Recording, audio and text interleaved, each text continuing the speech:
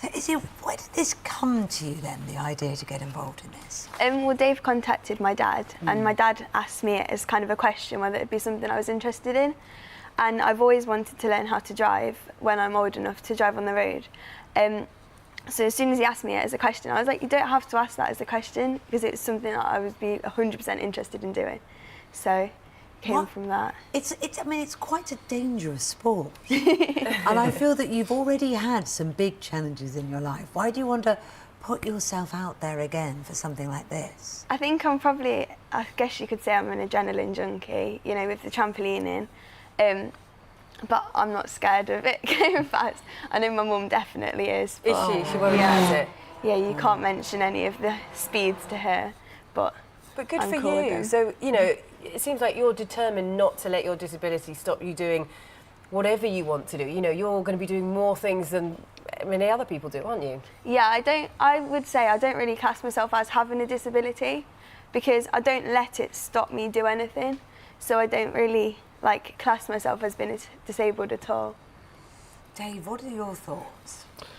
Well, the first time we saw Izzy's video, the first thing I thought was, I want to teach that girl how to drive. That was when she was trampolining, Yeah. of course, yes. And you could see that massive energy, that bundle of energy, that positive spirit, and that wonderful attitude.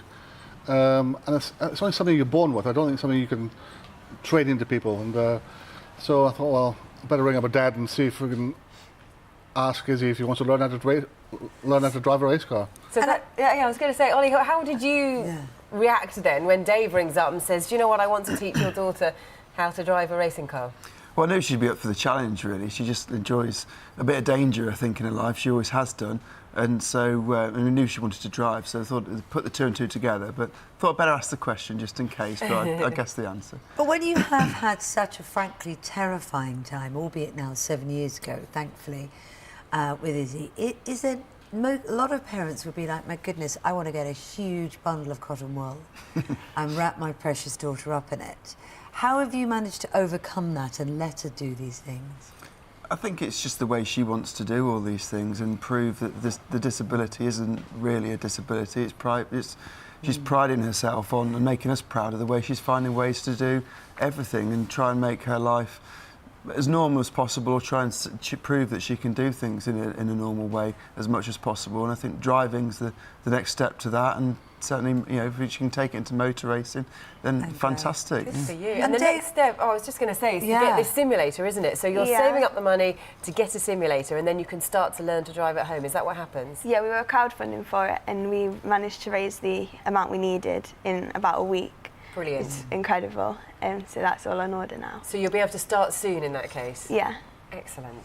And for you, the charity Team Brit helps disabled people get involved with motorsport. Why do you think that's important? Is it partly what Liz is doing here, which is showing people every day, just by living her life so positively, that anything is possible? Or is it also that actually driving is very important for disabled people to have access to, isn't it? Well, first of all, Team Brit is not a charity. We're a normal race team, and all our drivers have different disabilities. And our long-term aim is to be the first all-disabled team to race in the Le Mans 24-hour. So we've got a long journey ahead of us, but we had to design the world's most advanced race hand controls, and that's all fitted to the car. So each driver has a different way of where they want all the controls. So we can use that technology to help people like Izzy to also discover new limits and push new limits. And it's a very British thing that we do. Nobody else in the world does this. It's a great idea. It's a brilliant idea. Now, Izzy, there's going to be a lot of people heading towards New Year thinking, resolving to do this, thinking, I want to do that, stuff that perhaps they've been scared of trying. What would you say to people? I'd say if you try things and you can't do it, you just have to keep giving them a go, because everything that I can do now, it weren't easy learning to do it, but I practiced and tried over and over again and just had that resilience to keep going, and now I can do so many things. Do you have any other New Year's resolutions? No. I think you can drive. You'll be learning to drive soon. My dad might disagree with that. That'll keep you busy, won't it? Not tidy your room or anything like that. Strange how teenagers never have that one, isn't it? Funny that one. We wish you the best of luck with this. I Thank mean, what an you. amazing adventure to be setting out on. Good for you. Thanks very much to all of you for coming in this morning. Thank you very much.